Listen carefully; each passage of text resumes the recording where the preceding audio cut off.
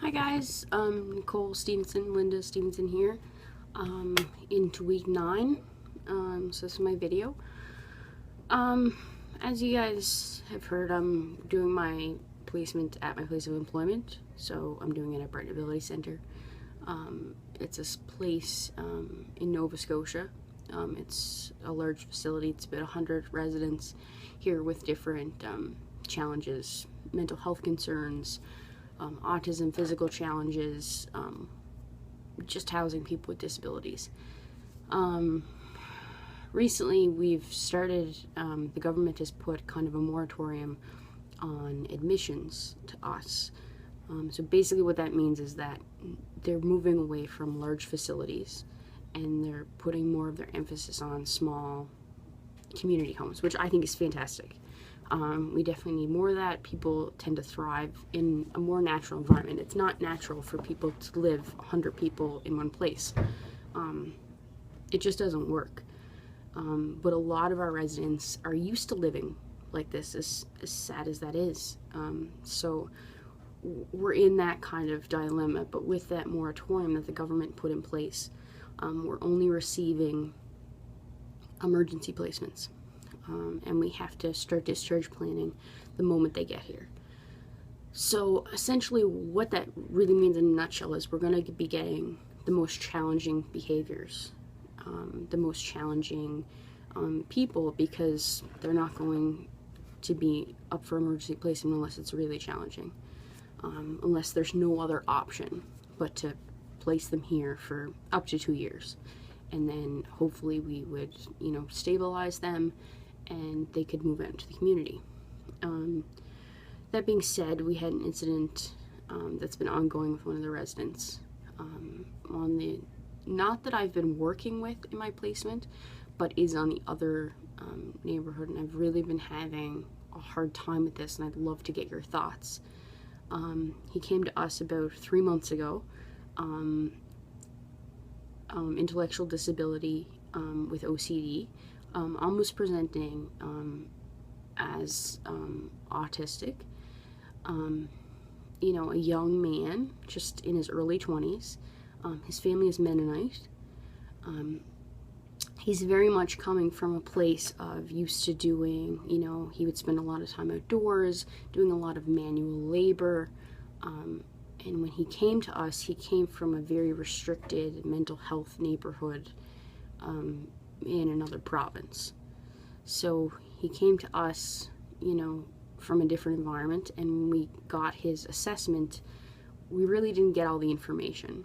And whether they were trying to, push him out the door, I'm not sure, or not.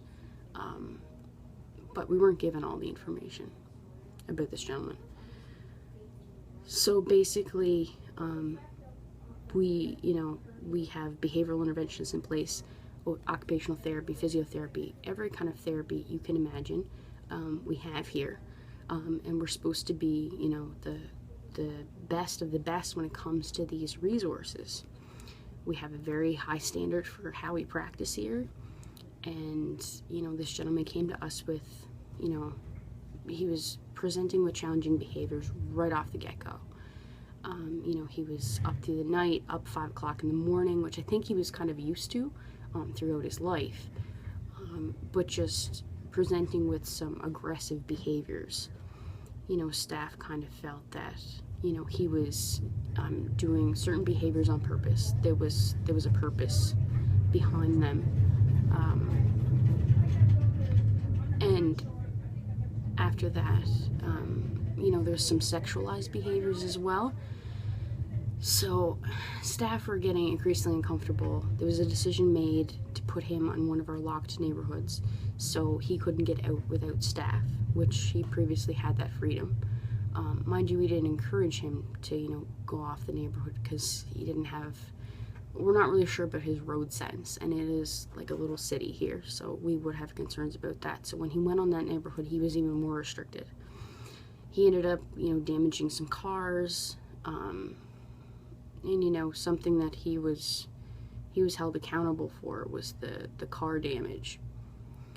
And and you know, he was fined like $400 for the car damage. And I mean, he didn't understand, you know, and I don't know if I would have put that fine in place or not. I don't think I would have, just because he doesn't understand.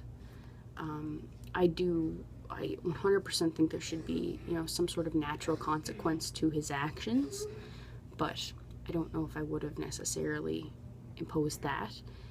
And then he ended up having a bunch of really aggressive episodes, and they ended up discharging him.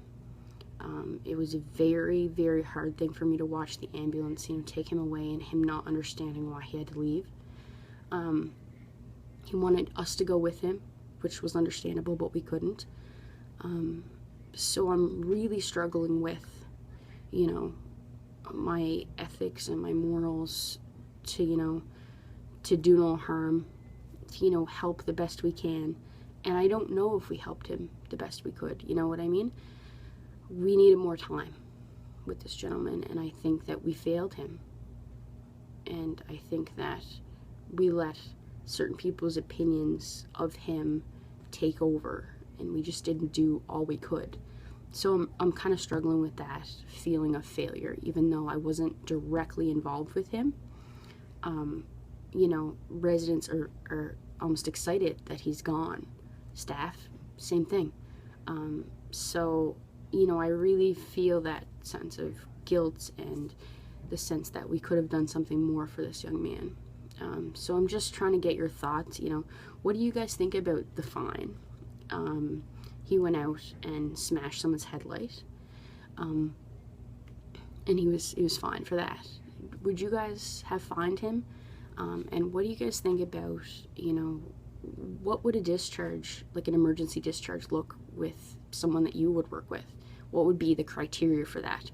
So if you let me know in your comments, that would be great. And if you've had a similar ethical concern that's kind of, you know, bothered you, how did you deal with it? Yeah, if you can comment, that would be great. And I'll see you guys in 2 weeks. Thanks. Bye.